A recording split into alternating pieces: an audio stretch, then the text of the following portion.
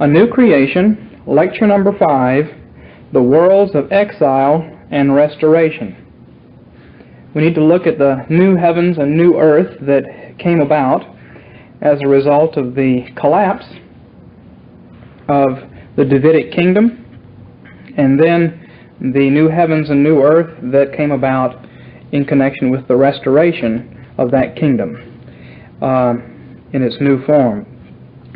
Possibly these should be seen as one, that when Solomon's kingdom fell apart, then we begin to have a rebuilding of the world. I think that probably is the case. I see this as one new heavens and earth that begins to be rebuilt as God rebuilds the world under Daniel, and then restores His people to the land and restores them to the temple and to their service, only in a new and more powerful way than ever before.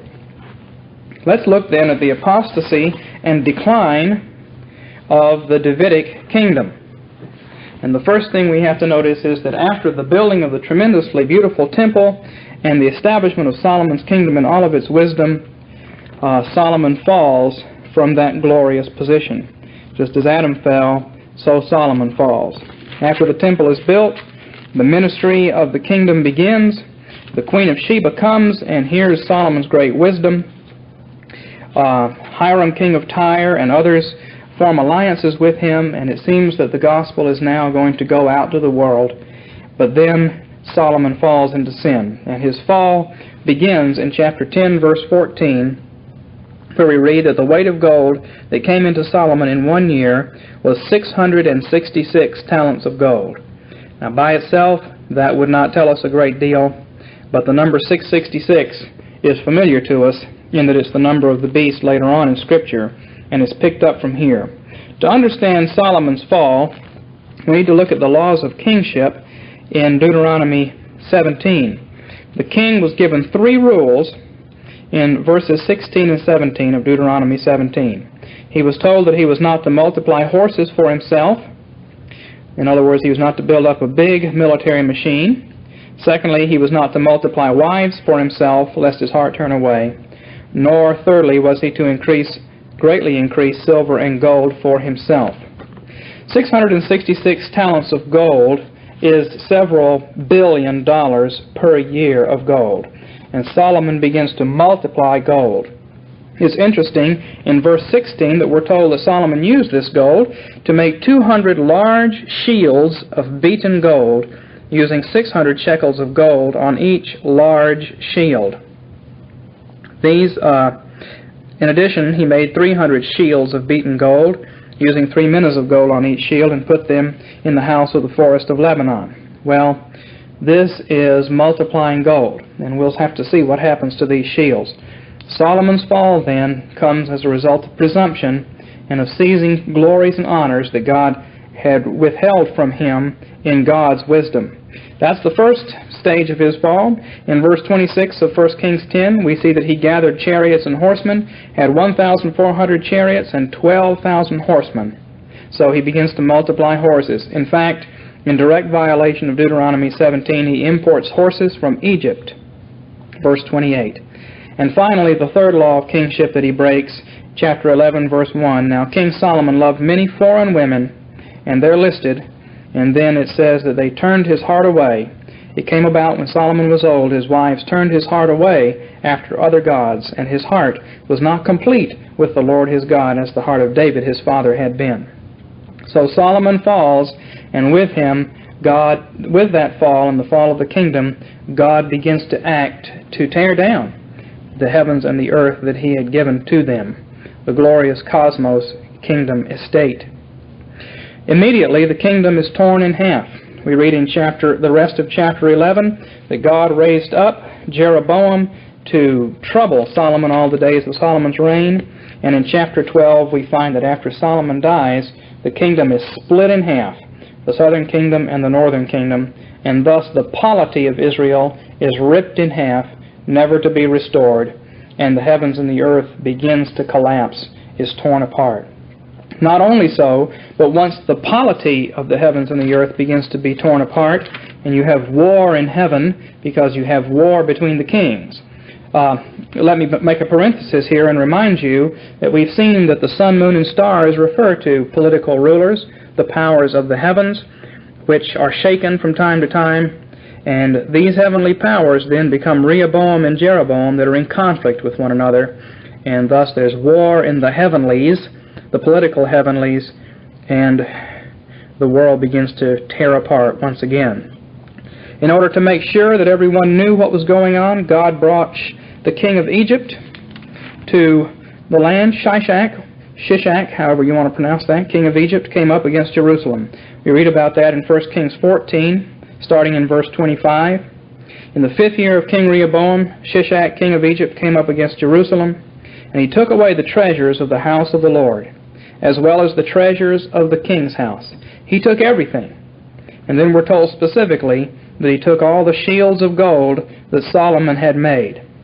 So what happened to all those shields of gold that Solomon made out of the money he should not have collected? Well, they're taken away, and the temple itself is disgraced. The gold is taken out of it, and it's no longer the beautiful, glorious environment that once it was. Now, if we continue to read through the books of Kings and Chronicles, we'll find that there are ups and downs. The temple is repaired from time to time, but it's never as glorious as it once was, because there's never anywhere the amount of gold and adornment that Solomon was able to put into it. The full collapse of the Davidic heavens and earths doesn't come until the exile. And down at the end of the book of Kings and at the end of the book of Chronicles, we read how Nebuchadnezzar came in and subjugated the kings of Israel, carried off the spoils of the temple, and dismantled the temple itself. Everything was burned down. Eventually the city of Jerusalem was destroyed, and the entire system collapsed. Well, now we come to the exile, and now the world will have to be rebuilt again. And before we do look at that rebuilding of the world, however, we should look at the situation in exile. What's happened? Well, the garden is gone because the sanctuary is destroyed, and the land is also gone because the people have been removed from it, and new people have been moved in. It was the policy of Nebuchadnezzar to move whole populations around, and when he moved the Jews out of Palestine, then he moved other people in, and they intermarried with the poorest of the Israelites who remained and became the Samaritans. At any rate, they've lost the land and they've lost the sanctuary, and they're now scattered in the world. And it's at this time that the prophecies of Ezekiel take place. We want to spend some time looking at Ezekiel, because Ezekiel will give us a visionary picture of the dismantling of the heavens and the earth, particularly of the heavens as God departs from the temple. The message of the book of Ezekiel is that even though the temple is torn down, yet the true temple is in heaven. And they should never have thought that God really had to dwell in the Jerusalem temple and that they had him in a box and could do as they pleased. They should have realized all along that the earthly heavens were but a copy, as the book of Hebrews says, of the true heavens, the heaven of heavens above. Well, in Ezekiel chapter 1, verse 1, it says, "It came about in the 30th year, on the 5th day of the 4th month, when I was by the river Chebar among the exiles, the heavens opened, and I saw visions of God." Now this is, Ezekiel was among the first people taken out of Palestine into exile. The temple itself has not yet been destroyed, but the people are living, his people are living in the land of Mesopotamia, and the horrible question that they confront is that they're not living in the Holy Land anymore. They don't have access to the temple anymore. And so, can God minister to them? Do they have access to God? And the answer is yes, because Ezekiel sees in a vision the true cherubim and the true throne of God that continues to be available to them and is with them even in exile. Ezekiel is of the high priestly family, and he is the true high priest of Israel at this point. He is inaugurated into his ministry in the 30th year, according to the law, and thus he enters into the Holy of Holies as only the high priest can, and sees the cherubim, and he is one of the few people in the Old Testament ever to be allowed to do that. His vision is of the cherubim chariot and God above it ministering to the people in exile, and that was an encouragement to them. Now if we look over at Ezekiel chapter 8, we'll see his vision of God's departing the temple. It says in chapter 8, "It came about in the 6th year, on the 5th day of the 6th month, I was sitting in my house, with the elders of Judah sitting before me," these are the exiles, "and the hand of God fell on me. And I looked and beheld a likeness as the appearance of a man. From his loins and downwards there was the appearance of fire, from his loins and upward the appearance of brightness like that of glowing metal. And he stretched out the form of a hand and caught me by a lock of my head, and the Spirit lifted me up between earth and heaven, and brought me in the visions of God to Jerusalem, to the entrance of the north gate, where there was an idol of jealousy that provokes jealousy." And so God is being provoked by this idolatry. And Ezekiel says in verse 4 of Ezekiel 8, "Behold, the glory of the God of Israel was there, like the appearance that I saw on the plain." In other words, the cherubim and the wheels, the chariot that he saw before. Now in chapter 8, God shows Ezekiel all the abominations and sin that the people are committing. And he shows him that he intends to destroy the sanctuary because of their sins. And then we have a vision of the glory of God departing from the temple, leaving it desolate, so that he will no longer protect it and be a wall of fire around it, and the wicked will come in and destroy it. In chapter 9, verse 3, it says, "And the glory of the God of Israel went up from the cherub on which it had been to the threshold of the temple." And that seems to mean that he left the Holy of Holies and came out to the doorway. This is said again in chapter 10. And in chapter 10, verse 19, it says, 18 and 19, it says, "The glory of the Lord departed from the threshold of the temple and stood over the cherubim," that's the chariot, "and when the cherubim departed, they lifted their wings and rose up from the earth in my sight, with the wheels beside them. And they stood at the entrance of the east gate of the Lord's house, and the God of Israel hovered over them." And then they depart. And so the Spirit and the Lord leave the temple, and we can see this in chapter 11, verses 22 and 23. "The cherubim lifted up their wings with the wheels beside them. The glory of the God of Israel hovered over them. The glory of the God went up from the midst of the city and stood over the mountain east of the city." And so it departs and moves to the east, where the people are in exile. Now that the temple has been left empty and desolate, Nebuchadnezzar will come in and destroy it. But Ezekiel is able to give the exiles hope and tells them that there will be a new heavens and a new earth. That even now, while they sit in exile, Daniel is at work rebuilding the world, and that there will be a new temple. And that's found in chapters 40 to 48 of Ezekiel, which close with a vision of a new temple established on the earth. Like Moses, Ezekiel is given the pattern, and he writes down what the pattern of the temple is to be. But unlike Moses, what is actually built is not exactly like what Ezekiel saw. Moses saw the pattern on the mountain, and he came down and made an exact copy of it. The vision that Ezekiel sees is something that really could not be built.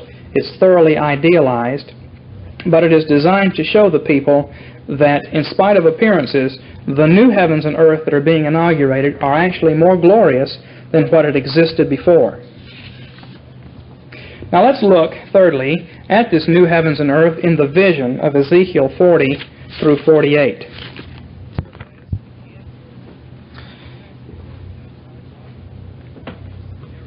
These are chapters that are seldom read and studied because they're pretty repetitious and somewhat obscure, but hopefully after listening to this tape, you'll be motivated to read them and perhaps study them out a little bit, and will be better able to understand them.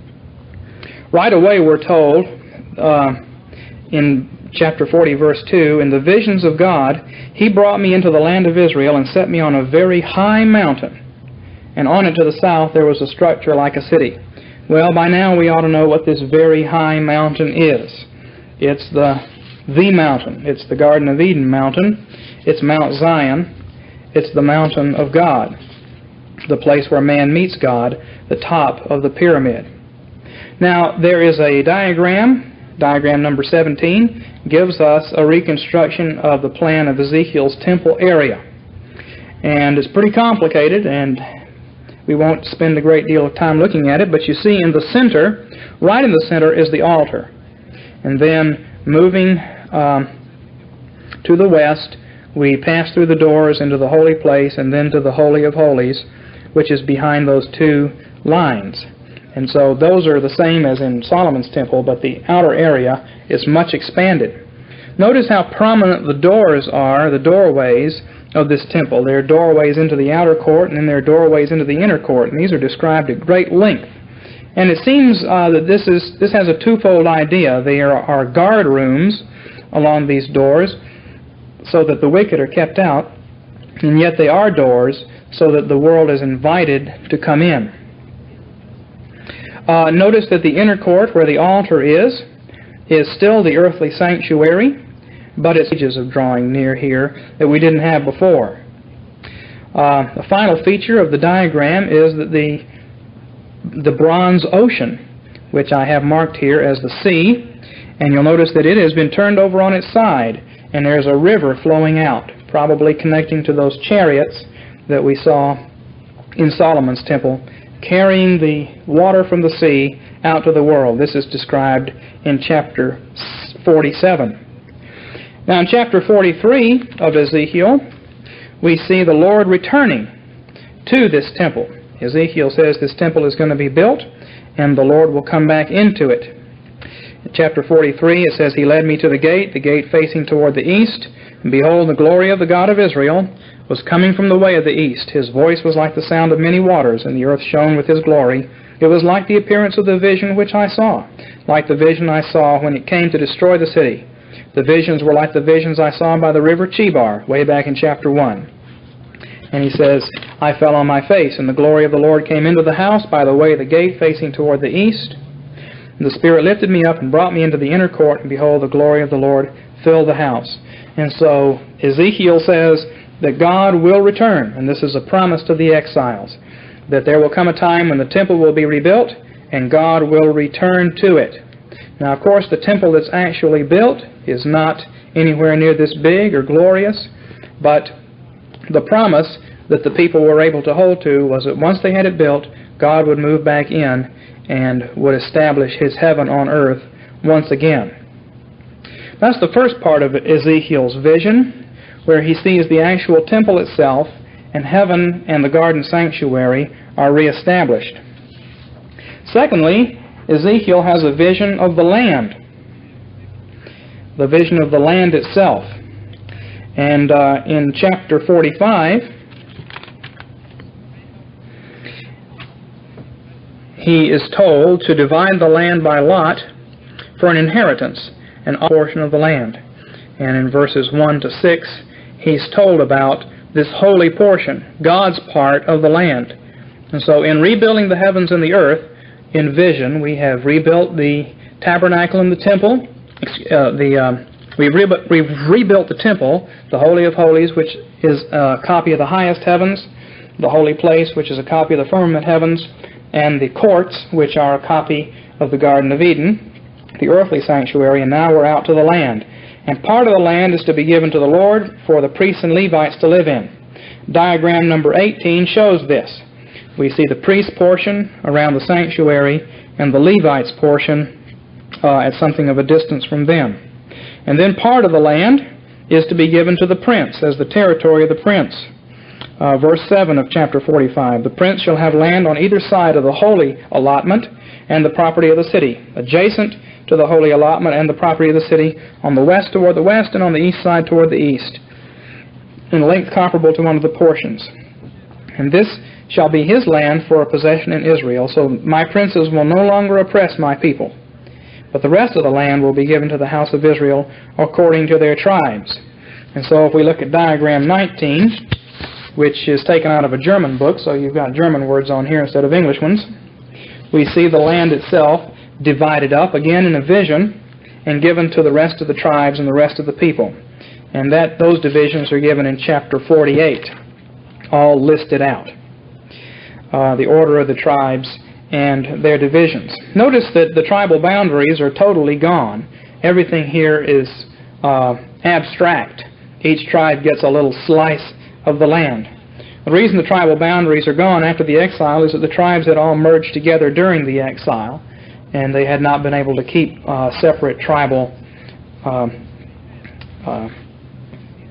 well, they had not been able to keep together as separate tribes. And so they've just become one land of Israel, and there will no longer be any particular need for tribal territories, and those territories will not be reestablished. The only tribe that had kept itself separate in the genealogies, for the most part, were the Levites, but the rest of the tribes were just mingled together. But in this ideal structure, the land will be given back to Israel and apportioned among the 12 tribes. Now, Ezekiel's visionary temple was not designed to be built, but it was designed rather to explain the true post-exilic situation. And it was designed to show that after the exile, there would be a tremendous improvement, that the new heavens and the new earth, in spite of appearances, would be more glorious and more powerful and greater and bigger than ever before. It would all be measured out. And the temple that God would build, even though it would look smaller and be less glorious in appearance, would actually be more powerful and more glorious in its influence. And if the people could keep Ezekiel's vision before their minds, then they would understand this, and they would understand that the new heavens and new earth in which they were living was greater and more magnificent even than that of Solomon.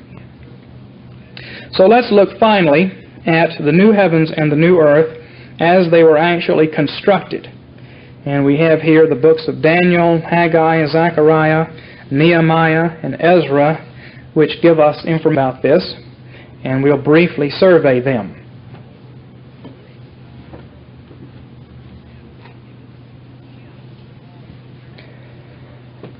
In the book of Daniel, we see the new configuration of the world. Remember back in the time after Noah that the world was organized primarily by city-states with priest-kings. We have entered into a period of nations, and now we are entering into a period of world empires. And Daniel in his visions is shown that the new stage of history, the new heavens and earth, will be a stage of history in which world empires will dominate the world. The world will be organized by these empires. And he sees them in various visions in terms of the statue in Daniel chapter 2.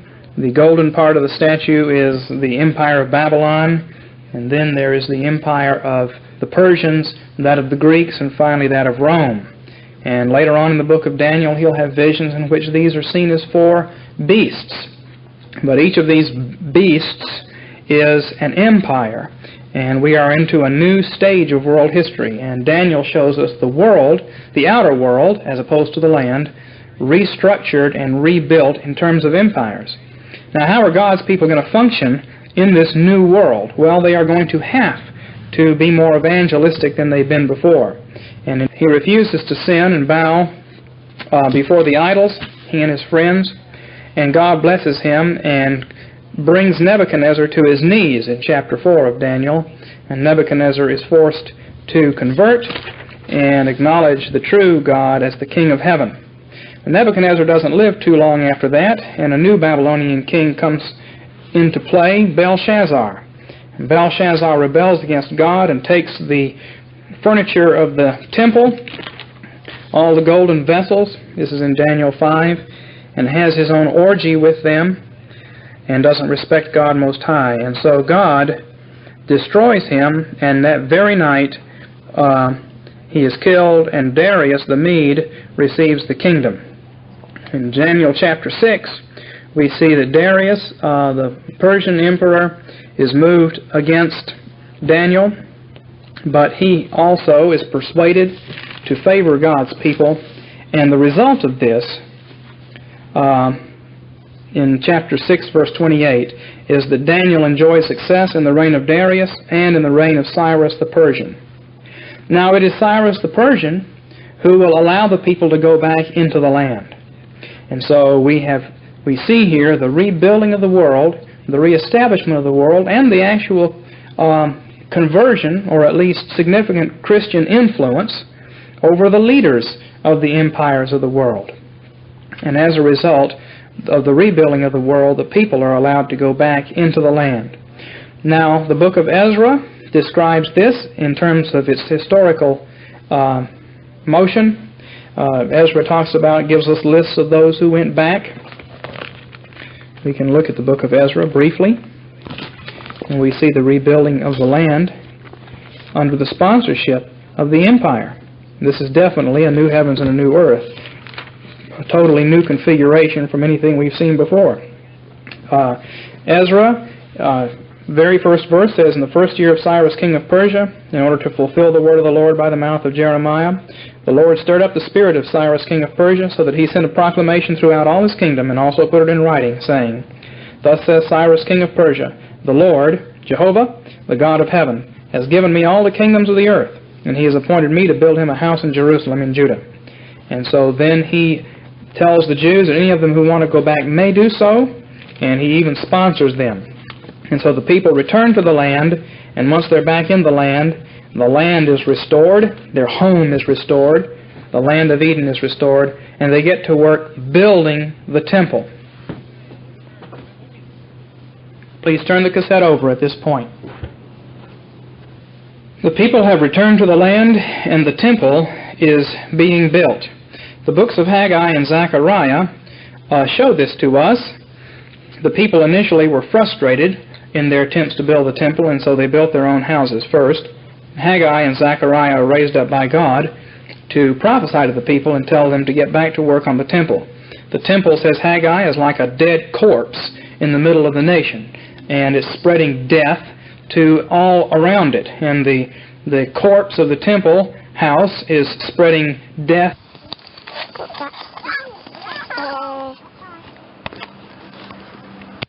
of the temple to them and to the world.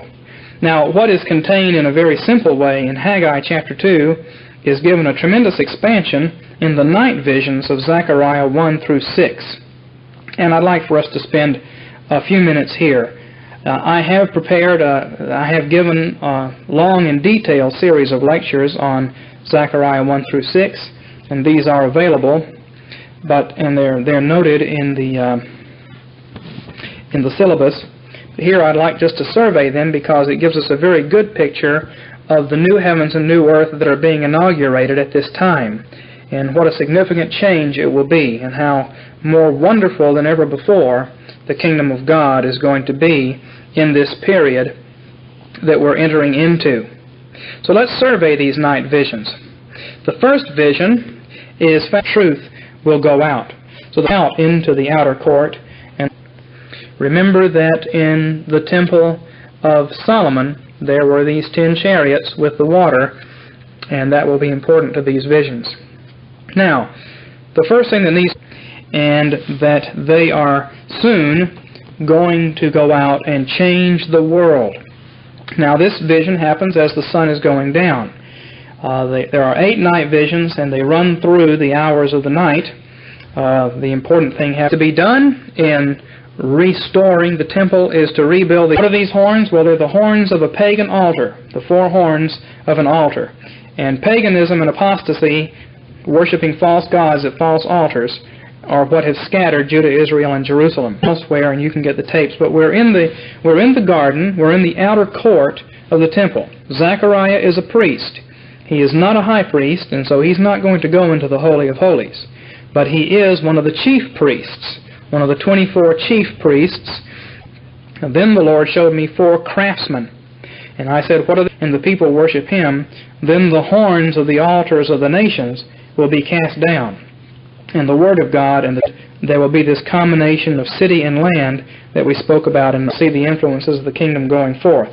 So we begin here in the garden, in the outer court, and there are these chariots and horses. Remember, well, we don't actually have chariots here, but we have horses. Chariots are implied, and they will show up at the end of the vision. There's this list of those who went back.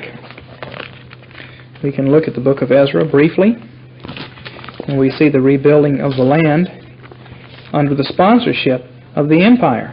This is definitely a new heavens and a new earth, a totally new configured altar. And the second vision, which is in chapter 1, verses 18 to 21, shows that. I lifted up my eyes and looked, and behold, there were 4 horns. And I said to the angel speaking with me, what are these? And he answered, these are the horns that have scattered Judah, Israel, and Jerusalem, saying, Thus says Cyrus king of Persia, the Lord, Jehovah, the God of heaven, has given me all the kingdoms of the earth, and he has appointed me to build him a house in Jerusalem in Judah. And so then he tells the Jews that any of them who want to go back may do so, and he's coming to do. And the answer was, these will throw down the horns of the nations, the false idols, and they will scatter them. Now, what are these craftsmen going to do? Well, they're going to build the altar of the Lord. And when the four horns of God's altar are erected, and turn the cassette over at this point. The people have returned to the land, and the temple is being built. The books of Haggai and Zachariah, the first thing that's going to do is the altar is going to be rebuilt, and true worship will be established. Now, what's the result of true worship? Well, we go into the third vision, and we see that God is going to return to the people, and Jerusalem is going to be expanded and glorified. It says in verse 8, thus says the Lord of hosts, after glory he has sent me against the nations that plunder you.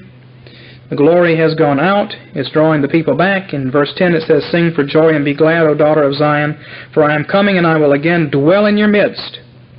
Verse 11, I will dwell in your midst, and you will know that the Lord of hosts has sent me to you.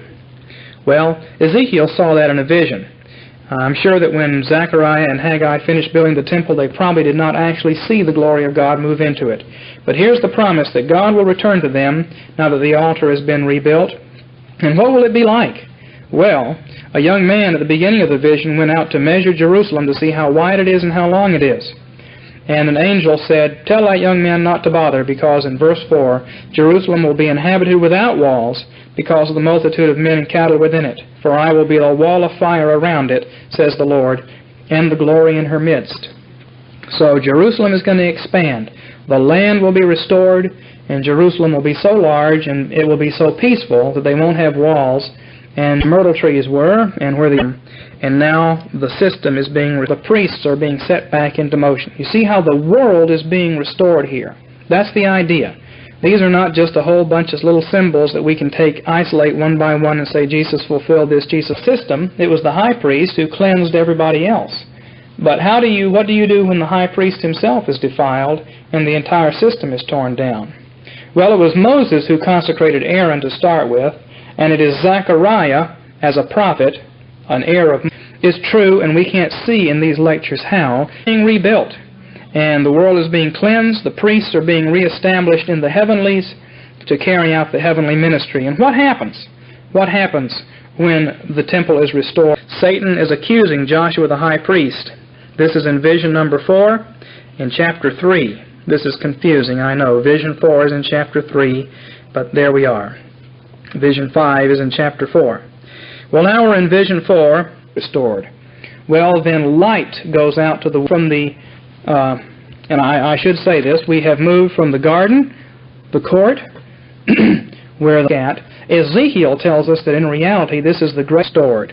The priests are being restored to their work as the temple is rebuilt. The temple is rebuilt. That's seen in the building of the altar. Jerusalem, God has moved back in. Jerusalem is going to be glorified. This list of those who went back. We can look at the book of Ezra briefly, and we see the rebuilding of the land under the sponsorship of the empire. This is definitely a new heavens and a new earth, a totally new configuration. Jesus fulfills all of these things. Jesus tells us in Luke 24 that everything in the Old Testament is fulfilled by Him. What we want to see here is a rebuilding of the world and a rebuilding of the temple. Jesus said that He Himself was the temple, and so we could start there. But thus says Cyrus, king of Persia, the Lord, Jehovah, the God of heaven, has given me all the kingdoms of the earth, and He has appointed me to build Him a house in Jerusalem in Judah. And so then He tells the Jews that any of them who want to go back may do so, and He even world. And that's the meaning of the fifth vision. After the transition at midnight, and the sun starts to come back up way around on the other side of the world, we know it's going to get lighter and lighter. And we have a vision now inside the holy place of the lampstand. Turn the cassette over at this point. The people have returned to the land, and the temple is being built. The books of Haggai and Zachariah altar was, and we have seen God go into the temple, and now we have come into the holy place where Joshua is unclean and his clothes are cleansed inside there. And now we see a vision of this lampstand. Instead of 7 lamps on it, There are 49 lamps. Tremendous light and spiritual power and energy is flowing from this lamp because of the oil that comes from God. And it flows out in verse 7. Who are you, great mountain? Before Zerubbabel you will become a plain. In other words, the mountains of the world will be reduced by the influences of the gospel as God's people carry them out. They will go to and fro throughout the earth, and they will bring light to the world and conversion to the nations. Now this actually happened. You see, it's odd. When we get to the New Testament, we find that there are synagogues all over the world. When we get to the day of Pentecost, we find there are Jews from every nation under heaven, and there are these God-fearing Gentiles. Jesus complains against the Pharisees and says, you traverse land and sea to make one convert, and yet you convert him to a false religion. Well, what's happened? None of that was going on during the period of the kings. The difference is that even though Israel was supposed to minister to the nations, she didn't, and there wasn't enough spiritual power. But now in this new heavens and earth that's being built, there's going to be tremendous spiritual power. There's going to be tremendous light. And even though this temple, there being no walls or gospel influences going out to the four corners of the earth that carried water. And they're coming forth from between the two mountains. The mountains were bronze mountains. These mountains are Yachin and Boaz. And these chariots are coming out of the temple bringing Hebron will actually only have 7 lamps on it. In reality, there's 49 lamps, and the energy of the Spirit is being poured out. Now, in visions 6 and 7, which are kind of a pair, Ezekiel goes back outside and looks over the land. And he sees in the 6th vision, which is in chapter 5, verses 1 to 4, that the reestablishment of the temple will bring purity to the land, and that the law of God will judge those who break it, and the wicked will be driven out. In the 7th vision, verses 5 to 11 of chapter 5, he sees wickedness gathered up and thrown into a pot and carried out of the land altogether. So, here we have a vision of a restored land. The Garden of Eden has been restored in the temple, and now the land itself is being purified and restored for the people of God. But that's not all, because the last vision, as the sun comes up and as night comes to an end, is a vision of the gospel influences going out to the four corners of the earth, and all this evangelistic work that is going to take place during this period of history, during these heavens and earth. Chapter 6 gives us that vision, the 8th vision. I lifted up my eyes again and looked, and behold, 4 chariots. Remember what these chariots are. They're 4 of the 10 chariots that carried water. And they're coming forth from between the two mountains. The mountains were bronze mountains. These mountains are Yachin and Boaz. And these chariots are coming out of the temple bringing heavenly influences. And they're going to go out to the world. And he sees that they're like the 4 winds of heaven. They're going to the north country and to the south country, carrying God's judgments, but also carrying grace, because God's judgments will be satisfied. In verse 8 it says, see, those who are going to the land of the north have caused my spirit to rest in the land of the north. And so the gospel influences are going forth. Well, this is a tremendous change. It's a tremendous dynamic. And in this new heavens and new earth, after the exile, God's people will be more powerful and more spiritual than ever before, even though they won't have the same visible glory. Well, there's one other observation we can make about the new heavens and the new earth. Just as the temple that Ezekiel saw was not really built, but instead a much simpler temple was built, so what Zachariah sees about there being no walls around Jerusalem doesn't actually take place. The whole book of Nehemiah tells us about the building of the walls around Jerusalem. And that's important because those walls symbolized God's protection of His people. And in terms of the actual real-world situation at the time, they needed to have those walls. But even so, they knew, because of Zechariah's vision, that God was blessing them everywhere, and that He was their true walls. In summary, then, the new heavens and the new earth that were constructed after the exile, they had a rebuilt temple, and once again there was the highest heavens and the firmament heavens and the earthly sanctuary, and once again there was a restored land and a restored world. But this time there was an advance in glory, as there is each time, And this time God's spiritual energy would be flowing out as never before. Light would be shining, water would be pouring out, horses and chariots would be taking divine influences, both judgment and grace, to the four corners of the world. And thus the world would be prepared for the final heavens and earth that would be brought in by the new covenant. This is the end of lecture number 5, A New Creation.